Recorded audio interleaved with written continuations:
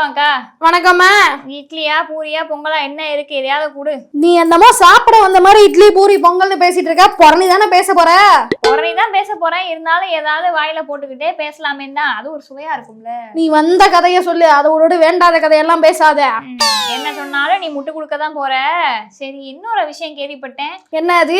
இந்த 2000 கோடி மறுபடியும் ஊழல் பண்றதுக்காக இப்படி சுத்தி வளைச்சு ஒரு தகவலை வெளிவிட்டுருக்கீங்க அப்படின்னு. எம்மா, எங்க தலைவர் என்ன நல்லது பண்ணாலும் ஐயோ அவர் ஊழல் பண்ணிட்டாரு, ஐயோ அவர் விளம்பரம் பண்றாரு, அப்படி இப்படின்னு தானே அவரை குத்தம் சொல்லுவீங்க. சரி, இப்ப நான் ஒரு கேள்வி கேட்கிறேன். 2026-27க்கான பட்ஜெட் தாக்கல் ஸ்டேட் வைஸ் எப்ப பண்ணணும்? பிப்ரவரி 17ஆம் தேதி. அதுக்கு முன்னாடியே இந்த நெடுஞ்சாலை துறைக்குன்னு சொல்லி 2000 கோடிய அவசர அவசரமா ஒதுக்கி அதுக்கான பணியை இப்பவே ஆரம்பிச்சீங்கன்னா அப்புறம் அது என்ன அர்த்தம்? இதத்தான் தொலைநோக்கு பார்வையோட செயல்படுறது அப்படின்னு சொல்லுவாங்க. பட்ஜெட்டை எப்ப வேணா தாக்கல் பண்ணிக்கிட்டோம், மக்களுக்கு இப்பதான் நம்ம சாலை தேவைப்படுது, அதோட பட்ஜெட் தாக்கல் பண்ண அப்புறம் தான் சாலை பண்ணணும்னா எப்படி? மக்களுக்கு என்ன தேவையோ அதுதான் எங்க தலைவருக்கும் தேவை.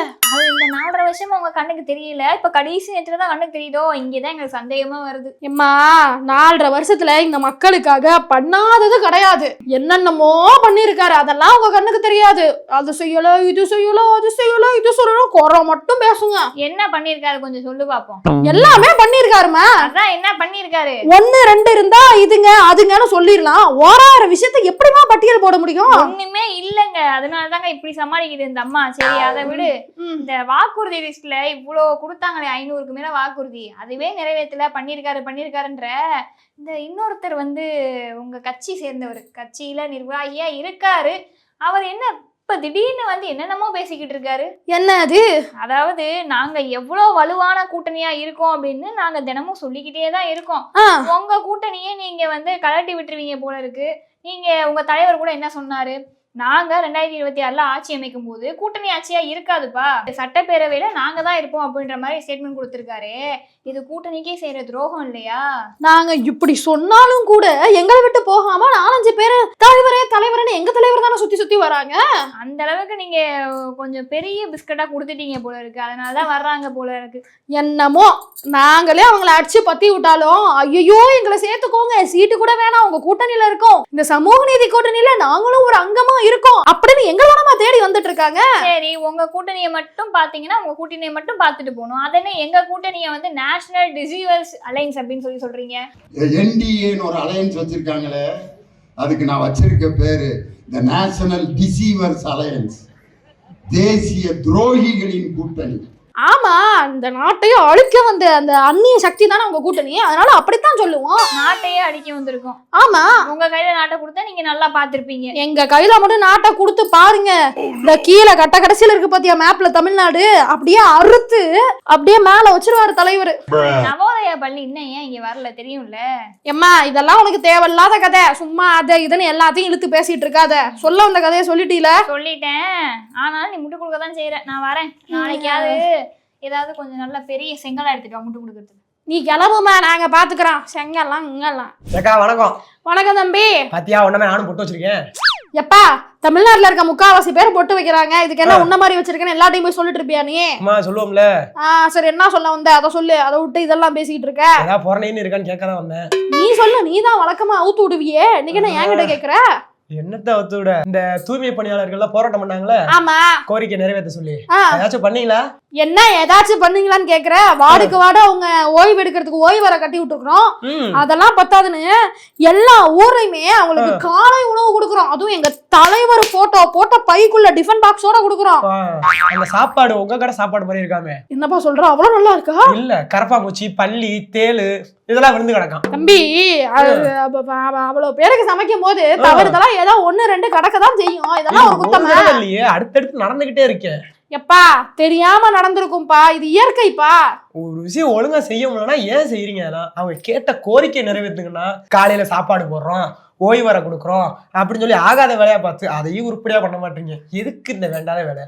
விளம்பரம்பா, நாளைக்கு சொல்லிப்போம்ல. இந்த பாத்தீங்களா, துப்புரவு பணியாளர்கள் கொடுக்குறீங்க போட்டோவோட. ஆமா, நாங்க நினைச்சிருந்தா போட்டோ போடாமலே பேக் கொடுக்கலாம். நல்லது செய்யணும்னு நினைக்கிறவங்க யாரும் இப்படி செய்ய மாட்டாங்க. விளம்பர மாடல், ஸ்டிக்கர், திராவிட மாடல், ஸ்டிக்கர், விளம்பர அரசு. தம்பி, விளம்பரம் சும்மா விளம்பரத்தை இது பண்ணிட்டு இருக்காத, அப்புறம் அக்கா கொந்தளிச்சிருவேன்.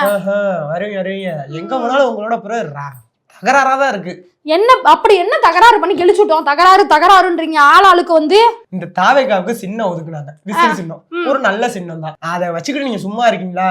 தெருவுல குப்பை வண்டிக்காரங்க விசில் அடிச்சுட்டு வந்திருக்காங்க. உடனே அவங்க கட்சியை சார்ந்த ஒரு கவுன்சிலர் போயிருக்காரு, விசில் அடிக்க கூடாது, விசில குடுங்க அப்படின்னு சொல்லி புடுங்கி தகராறு பண்ணிருக்காரு. என்ன நியாயம்? தகராறு எல்லாம் பண்ணலப்பா. நாங்க தாவேக்காக்கு நல்லதுதான் பண்ணோம். அந்த திருமுருகன்ட்ட கூட சொன்னனே, இந்த தாவேக்காக்கு விசில் கொடுத்துருக்காங்கல்ல, குப்பை வண்டி விசில் அடிச்சுட்டே வராங்கல்ல. தாவேக்காரவங்க விசில் அடிச்சுட்டு வந்தாலும் குப்பை வண்டி தான் வந்துருச்சோம், மக்கள் எல்லாம் குப்பையை எடுத்துட்டு வந்துடுறாங்க. அவ்வளவு நல்ல எண்ணம். அதனாலதான் ஸ்பீக்கரை கொடுத்தோம். அதுக்கு என்ன சும்மா விட்டாங்க தாவேக்காரங்க? அந்த கவுன்சிலர் இருக்கா அதே தெருவுல வீடு வீடா போய் எல்லாருக்கும் விசில் கொடுத்துருக்கானுங்க, வீணா போனவனுங்க. இதுக்கு பேர் தான் எதிர்வினை. பண்றதுக்கு ஆப்போசிட்டா பண்ணுவாங்கல்ல, செய்வாங்க. நாளைக்கு மீட்டிங் போடுறாங்கல்ல, பாப்போம் எப்படி நடக்குதுன்னு. அதுல ஒரு இது போட்டுருக்காங்க பாத்தியா, ரூல்ஸ்.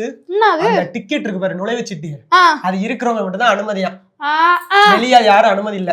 இப்படிதான் சொன்னாங்க பாண்டிச்சேரியில. அந்த டிக்கெட் இருக்கிறவங்க மட்டும் தான் வரணும். புஷியானந்த் தெரிஞ்சவரு போறவரு வரவர் எல்லாத்தையுமே நீப்பான்னு விட்டு அந்த லேடி போலீஸ் திட்டு வாங்கினார்ல, பாத்தீல? பார்த்தோம். உங்க கட்சி அளவு யாரும் பண்ண முடியாது. எனக்கு என்னமோ அந்த மீட்டிங்ல உங்க கட்சியாளுங்க பூந்து உங்க வேலையெல்லாம் காட்ட முடியாதுன்னு நினைக்கிறேன். தம்பி, பண்றாங்க. எந்த மீட்டிங்லயும் எங்க ஆளுங்க பூந்து எதுவும் பண்ண மாட்டாங்கப்பா. பொதுமக்கள் அந்த கட்சி இருக்கிறவங்க பண்ற வேலைப்பா அதெல்லாம். அப்படி. ஆமா. இந்த நாஞ்சில் சம்பத் தெரியுமா? ஆமா.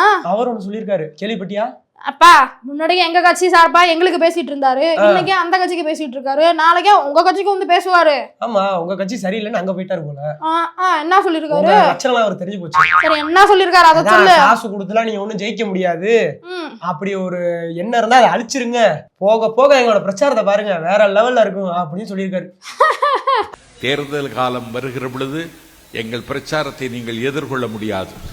அதோட விடல, போற போக பார்த்தா சுடுகாட்டுல வெட்டியாங்க கூட விசில் ஊத முடியாது போல, அதுக்கு கூட தடை போடுவாங்க அப்படின்னு சொல்லியிருக்காரு. போகிற போக்கை பார்த்தால் சுடுகாட்டில் வெட்டியான் கூட விசில் ஊதக்கூடாது என்று உத்தரவு போடுவார்கள் போல் இருக்கிறது. அப்புறம் யாருப்பா விசில கொடுக்க சொன்னது உங்களுக்கு?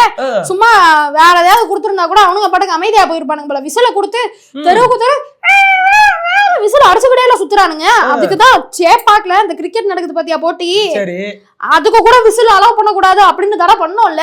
நியாயமே இல்ல. கிரிக்கெட் ஸ்டேடியம் வரதுக்கு விசில் எதுக்கு தடை பண்ணீங்க? என்ன நியாயம், என்ன லாஜிக்? அங்க வந்து தாவேக்காக பிரச்சாரம் பண்றாங்கப்பா. மூளை இருக்கா? அங்க வந்து தாவேக்காக பிரச்சாரம் பண்றாங்கப்பா ஸ்டேடியத்துல கிரிக்கெட் மேட்ச்ல. ஆமா, விசில் அடிச்சு விசிலுக்கு தானே அப்படியே இது பப்ளிசிட்டி பண்றானுங்க, அதனாலதான் விசிலுக்கு தடை பண்ணோம். நீ என்ன பண்ணுங்க, இந்த ஃபுட்பால் மேட்ச்ல நடக்கும், அதுலயும் விசில் ஊதுவாங்க, அதையும் தடை பண்ணிருங்க. அதெல்லாம் நாங்க பாத்துக்கிறோம், நீ நடைய கட்டு வந்துட்டு அங்க இருந்து ஐடியா சொல்லுங்க, லாஜிக் எல்லாம் பேசிக்கிட்டு போடா, நாளைக்கு வா பாத்துக்கிறேன். தம்பி, இட்லி கடைக்கு வந்தா இட்லியை சாப்பிடுவியா, நாலு கதையை பேசுவியா, அதை விட்டு போனை நோண்டின்னு இருக்க? உங்ககிட்ட நாலு கதையை பேசதான் நியூஸ் எல்லாம் பாத்துட்டு இருந்தேன். வரும்போதே பாத்துட்டு வரணும்பா. அக்கா கடையில உட்காந்து இதெல்லாம் பார்க்க கூடாது, சரியா? உங்க கடைக்கு வந்துட்டு போறதுனாலதான் அந்த சளியே வருதுன்னு நினைக்கிறேன். சரி, என்ன கதை? அதான்க்கா, இந்த திமுக கூட்டணியில ஆட்சியில பங்கு கேட்டு பிரச்சனை பண்ணிட்டே இருக்காங்கல்ல காங்கிரஸ், அந்த மாதிரி அதிமுக பாஜக கூட்டணியில அந்த பிரச்சனை இல்லைன்னு சொல்லிட்டு இபிஎஸ் அவர்களும் சொல்லியிருக்காங்க, நயினார் நாகேந்திரன் அவங்களும் சொல்லியிருக்காங்க. எங்க கூட்டணி எவ்வளவு சுமூகமா இருக்கு பாத்தீங்களா? தம்பி, இப்போ பங்கு கொடுங்க, நாங்க ஆட்சியில பங்கு வேணும், அதிகாரத்துல பங்கு வேணும் அப்படின்னு இந்த என்டிஏ கூட்டணியில கேட்டாங்கன்னு வையன், கூட்டணியே இருக்காது தம்பி, அத்து போயிடும். அதனாலதான் எங்களுக்கு ஆட்சியிலையும் பங்கு வேணாம், அதிகாரத்திலயும் பங்கு வேணாம், நாங்க பெருந்தன்மையோட இருக்கோம் அப்படின்னு பிஜேபி ஒரு பக்கம் சொல்லுது. அவங்க ஒண்ணுமே கேட்க மாட்டாங்க. நாங்க வந்து இந்த திமுக தீய சக்தியை விரட்டுறதுக்கு தாங்க கூட்டணியா சேர்ந்திருக்கோம் அப்படின்னு இபிஎஸ் ஒரு பக்கம் முட்டு கொடுத்தாலும் கூட உண்மை என்னன்னா, ஏதாவது பேசினாங்கன்னு அடிச்சுக்கிட்டு பிரிஞ்சிருவாங்க தம்பி. ஆனா எங்க கூட்டணி அப்படி கிடையாது. அடிச்சுக்கிட்டு புடிச்சுக்கிட்டு ரோட்ல புரண்டாலும் கூட இந்த இந்தியா கூட்டணி உடையாது தம்பி. சரி, இந்தியா கூட்டணி ஒற்றுமையா இருக்கு. ஆமா, நண்பர்களா இருக்கீங்க. அப்படி அந்த நண்பர்களுக்கு 2 அமைச்சர் பதவி கொடுத்தாதான் என்ன தம்பி? என்னதான் ஒட்டு உறவா இருந்தாலும் வாசலுக்கு வெளியே அப்படிம்பாங்கல்ல, அந்த மாதிரி எவ்வளவுதான் சேர்த்துக்கிட்டு சுத்தினாலும் எம்எல்ஏ சீட்டு கொடுக்குறோமா அதோட சரி. எம்பி சீட்டுக்கு எம்பி சீட்லாம் அந்த பக்கம் வரக்கூடாது. சரிங்க, நம்ம ஊரை விட்டு வெளியூர் போவோம். சுவிட்சர்லாந்து இருக்குல்ல, அந்த நாட்டுடைய முன்னாள் அதிபர் வந்து அமெரிக்காக்கு எதிராக ஒரு சில விஷயங்கள் பேசிட்டாரு இருக்கு. அப்படி பேசிட்டாருன்ற காரணத்துக்காகவே டொனால்ட் ட்ரம்ப் அவங்க என்ன பண்ணிட்டாங்க, 30% டாரிஃப் போடுறேன்னு போட்டாங்க அந்த நாட்டு மேல. எப்படி எல்லாம் இருக்காரு பாருங்க அமெரிக்க அதிபர். என்னப்பா பேசுனது ஒரு குத்தமாப்பா? பேச்சு சுதந்திரமே கிடையாது அந்த ஆளு கிட்ட. இதுக்கெல்லாம் என்ன இவ்வளவு பண்றாரு? ஆமாக்கா, இந்த ஆபரேஷன் சிந்தூர் நடந்ததுல ஏப்ரல் மாசம், அதுக்கப்புறம் தான் நம்ம மேல டாரிஃப் எல்லாம் போட்டாங்க. அந்த டைமே டொனால்ட் ட்ரம்ப் அவங்க 30 முறைக்கு மேல சொல்லிட்டாங்க, நான் இந்தியா பாகிஸ்தான் போர் வரதை நான் தான் தடுத்தேன், நான் தான் பேச்சுவார்த்தை பண்ணேன்னு சொல்லிட்டே இருந்தாங்க. நம்ம இந்திய பிரதமர்லாம் மறைமுகமா மறந்துட்டாங்க. ஜெய்சங்கர்ல அவங்க எல்லாம் வெளிப்படையா மறந்துட்டாங்க. அந்த மாதிரி மறுத்துட்டு நம்ம டொனால்ட் ட்ரம்ப் அவங்களுக்கு ஒரு அப்பப்போ மூக்கடைவு கொடுத்துட்டே இருந்தோம். அதுக்கெல்லாம் தான் டாரிஃப் போட்டாங்க அப்படின்ற ஒரு பேச்சு கூட இருக்கு. ஓ, அவரை எதிர்த்து யாரெல்லாம் பேசணும்னு டாரிஃப் அதிகப்படுத்திடுவாரு. ஆமா, எங்க தலைவரை எதிர்த்து ஏதாவது பண்ண சொல்லி பாப்போம். டொனால்ட் ட்ரம்பே நடுங்கி போயிடுவாருல, அந்த அளவுக்கு எங்க தலைவருக்கு பவர் இருக்குப்பா. ஏதாவது பிரச்சனை பக்கத்து நாட்டுலனா எங்க தலைவரை கால் பண்ணி பேச சொல்லு. தலைவர் ஒரு வார்த்தை சொன்னா போதும், ட்ரம்ப் வாய மூடி கேட்பாருப்பா. அப்படியா? அப்ப ஒரு புட்டின் கிட்ட பேச சொல்லுங்க, உக்ரைன் வார முடிக்க சொல்லி. நெத்தனியாகு கிட்ட பேச சொல்லுங்க, இஸ்ரேல் பாலஸ்தீன் வார முடிக்க சொல்லி. அதெல்லாம் தேவையில்ல. இந்தியாவுக்கு என்ன தேவையோ அதான் எங்க தலைவர் செய்வார். சரி, அதை விட்டு அந்த நாட்டுக்கு இந்த நாட்டுக்கு அதெல்லாம் எங்களுக்கு தேவையில்ல தம்பி. சரிங்க.